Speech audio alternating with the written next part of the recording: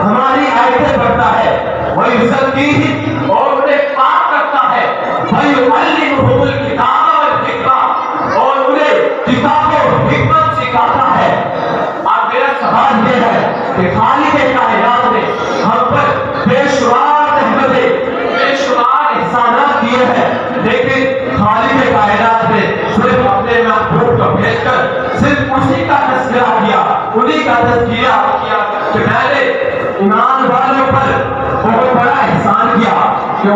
ایک رسول بھیجا.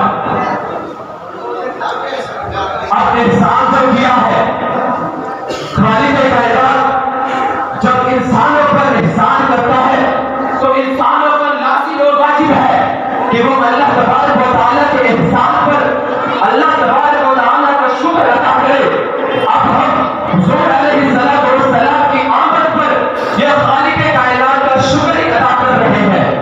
سب سے پہلے صحابہ کرام کے پاس جاتے ہیں تو انہوں نے حضور علیہ السلام کی تشریف آوری پر کیسے اللہ تبارک و تعالیٰ کے احسان کا شکر ادا کیا. نبی پاک صلی اللہ علیہ وآلہ وسلم ایک موقع پر مسجد نبوی میں تشریف لائے. آپ کیا دیکھتے ہیں کہ صحابہ کرام رضی اللہ تعالی عنہم کا ایک جلسہ العظیم ہے.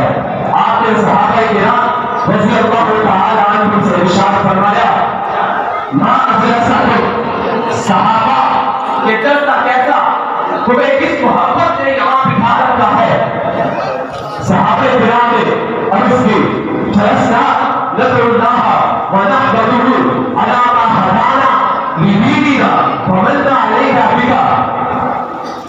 اس کا خلاصہ تو یہ بنتا ہے کہ فضل رب العلا اور کیا چاہیے مل رہے مصطفیٰ اور کیا چاہیے. جلسنا ہم بیٹھے ہیں ندعو اللہ خدا کو پکار رہے ہیں ونحمده اور اس کی حمد بیان کر رہے ہیں علی ما ہدانا لدیننا کہ اس نے ہمیں دین اسلام کی ہدایت عطا فرمائے. ومن علینا بنا اور یا رسول اللہ صلی اللہ علیہ وآلہ وسلم آپ کو بھیج کر ہم پر جو احسان کیا اس بنیاد پر ہم خالق کائنات کا اس احسان پر شکر ادا کر رہے ہیں.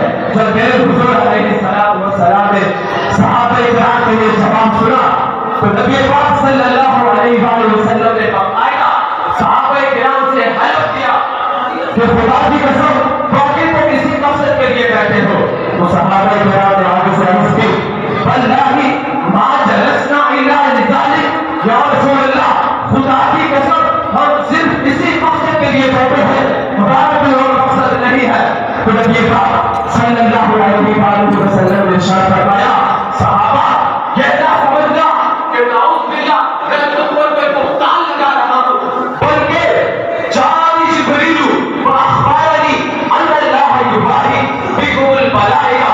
صحابہ میرے پاس ابھی جبرائیل علیہ السلام تشریف لے کر آئے اور جبریل مجھے خبر دے رہے ہیں, وہ مجھے خبر دے رہے ہیں کہ یا رسول اللہ صحابہ کرام نے یہ جو جلسہ العظیم کیا ہے اس پر خالق کائنات اس صحابہ کرام کے جلسے کی بنیاد پر خالق کائنات اپنے فرشتوں کے سامنے ایک تصویر کر رہا ہے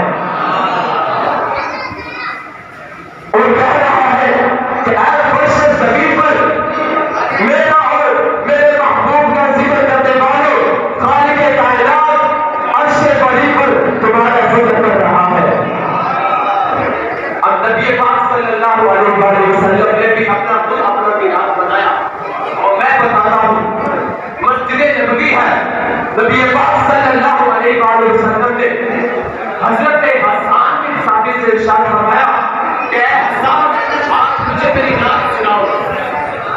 اے حسان میرے منبر پر کھڑے ہو کر آپ مجھے میری نعت سناؤ. اور حضرت حسان کا آگے سے رد عمل دیکھیے آپ نے ہاتھ چھوڑ لیے, عرض کرنے لگے یا رسول اللہ میں علم دینے والا, آپ علم دینے والے, یا رسول اللہ میں قرآن پڑھنے والا, آپ قرآن پڑھنے والے, میں حدیث سیکھنے والا, آپ حدیث سکھانے والے, یا رسول اللہ میں روزہ رکھنے والا, آپ وقت بتانے والے, میں جہاد کرنے والا, آپ رستہ سمجھانے والے, یا رسول اللہ میری کیا اوقات, یا حبیب اللہ میں جنت مانگنے والا, آپ جنت ادا کرنے والے, یا رسول اللہ آپ ہمیں بہتری کا پیغام سنانے والے, ہمیں بہتری کا پتہ رکھا. یا رسول اللہ میری کیا اوقات کہ میں آپ کے سامنے یا رسول اللہ ہم تو آپ کی رائے کو